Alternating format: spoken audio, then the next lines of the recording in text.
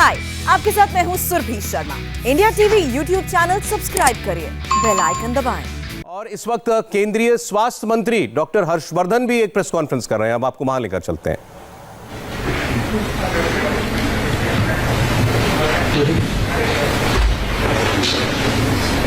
तीसरी वर्षगांठ है आयुष्मान भारत हेल्थ सेंटर की, कितना मुकाम हम हासिल कर पाए हैं? आज भारत रत्न भीमराव अंबेडकर जी की जन्म जयंती भी है और स्वास्थ्य के क्षेत्र के बहुत ही प्रतिष्ठित कार्यक्रम हेल्थ एंड वेलनेस सेंटर्स, जो कि आयुष्मान भारत योजना का एक प्रमुख अंग है, उसकी शुरुआत की तीसरी वर्षगांठ है। 3 साल पहले प्रधानमंत्री जी ने इस कार्यक्रम को छत्तीसगढ़ के बीजापुर जिले से लॉन्च किया था। पहला हेल्थ एंड वेलनेस सेंटर उसको इनॉग्रेट करके, और आज 3 वर्ष पूरा होने के बाद देश में 75,000 से ज्यादा health and wellness centres create हो चुके हैं, जिनमें से काफी बड़ी संख्या 30-35 हजार तो कोविड काल के अंदर स्थापित की गई है। In health and wellness centres के माध्यम से समाज में ग्रास रूट लेवल पर लोगों के लिए 1 दर्जन किस्म के पैकेजेस हैं, अलग अलग तरह की बीमारियों के, अलग अलग तरह की हेल्थ केयर के, दवाइयों को देने के, डायग्नोसिस के, योगा के और prevention, promotive health, positive health और ट्रीटमेंट, ये सारी चीजों को स्ट्रेंथन करने के। और आज हमारी आशा वर्कर्स, हमारी एएनएम्स और हमारी कम्युनिटी हेल्थ ऑफिसर्स और साथ में हमारे जो डॉक्टर लोग हमारे प्राइमरी हेल्थ सेंटर्स पे और दूसरे स्थानों पर स्वास्थ्यकर्मी काम करते हैं, उनकी मदद से स्वास्थ्य का एक बड़ा जन आंदोलन हेल्थ एंड वेलनेस सेंटर्स के माध्यम से देश में विकसित हो रहा है। 2022 में 31 दिसंबर तक 1,50,000 हेल्थ एंड वेलनेस सेंटर्स हम पूरे भारत में स्थापित करने वाले हैं। हमारा टारगेट जो हमने समयबद्ध तरीके से तय किया है, उस टारगेट से ज्यादा हम आगे ऑलरेडी बढ़ चुके हैं और हमें पूरा विश्वास है कि अगले साल आजादी की जब 75वीं वर्षगांठ हम मनाएंगे, तो उस समय तक देश में स्वास्थ्य का एक बड़ा स्वरूप इन Ayushman Bharat health and wellness centres के माध्यम से भी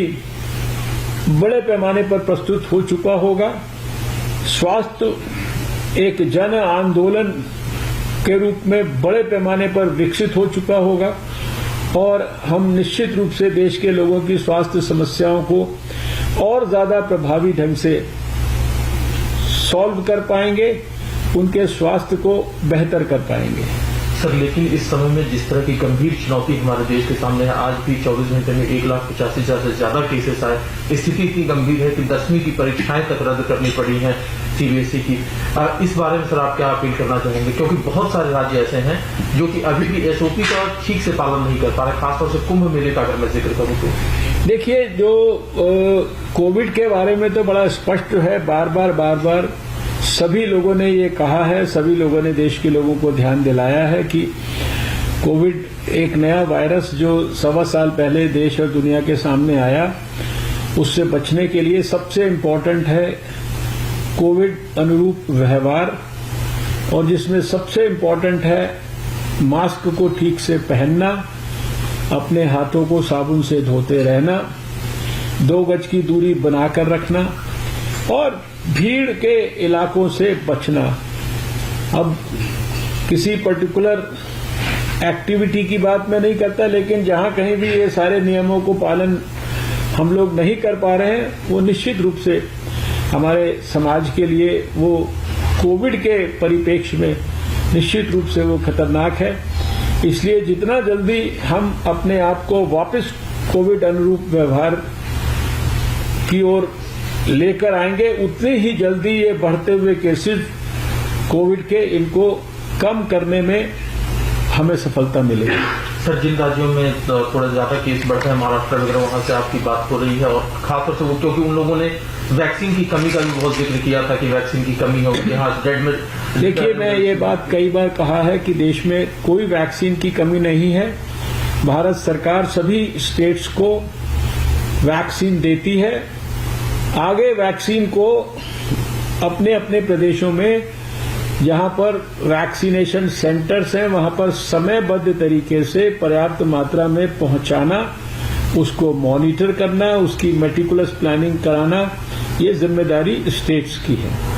एक आखिरी सवाल है सर, रेमडेसिविर के यूज को लेकर के, क्योंकि उसको लेकर के अभी भी स्थिति बहुत जगह पर क्लियर नहीं है। देखिए, भारत सरकार ने रेमडेसिविर की जो कमी है वो इसलिए शुरुआत में हुई क्योंकि जो 7 कंपनियां इसको बनाती थी और जब केसेस कम हो गए तो उन्होंने अपनी जो प्रोडक्शन है उसको भी कम कर दिया, और उसको बनाने के अंदर जो है और जो उसकी पूरी प्रक्रिया है उसके अंदर भी जो है एक समय लगता है 3-4 हफ्ते का। लेकिन हमारे स्वास्थ्य मंत्रालय ने भी, हमारे जो ड्रग कंट्रोलर हैं उन्होंने भी, और हमारे फार्मास्यूटिकल डिपार्टमेंट के अधिकारियों ने, मंत्री ने, सबने संबंधित जितनी कंपनियां हैं उनके साथ मीटिंग्स करके और रेमडेसिविर को बड़े पैमाने पर उसका प्रोडक्शन दोबारा से स्ट्रेंथन हो, इसके लिए भी बहुत तेजी से एक्टिविटीज की हैं। और जहां कहीं भी इस प्रकार की शिकायतें आ रही हैं कि कोई रेमडेसिविर की कालाबाजारी करने का प्रयास कर रहा है, उसके खिलाफ भी सख्त से सख्त कार्रवाई करने के लिए ड्रग कंट्रोलर ऑफ इंडिया ने आदेश भी किए हैं, और स्टेट के ड्रग कंट्रोल डिपार्टमेंट्स को इसके बारे में बराबर जिसे कहते हैं आग्रह पूर्वक चेतावनी दी जा रही है कि आप इसको अपने अपने स्टेट्स में कंट्रोल करिए, और जो लोग गलत तरीके से लोगों को एक्सप्लॉइट कर रहे हैं, लोगों को परेशानी पहुंचा रहे हैं, आर्टिफिशियल कमी क्रिएट कर रहे हैं या दवा का अनाप शनाप दाम ले रहे हैं, उनके खिलाफ सख्त से सख्त कार्रवाई होनी चाहिए। हाय, आई एम सुरभि शर्मा। खबरों से अपडेट रहने के लिए India TV YouTube channel subscribe करिए, साथ में बेल आइकन जरूर दबाएं। जुड़े रहें इंडिया टीवी के साथ।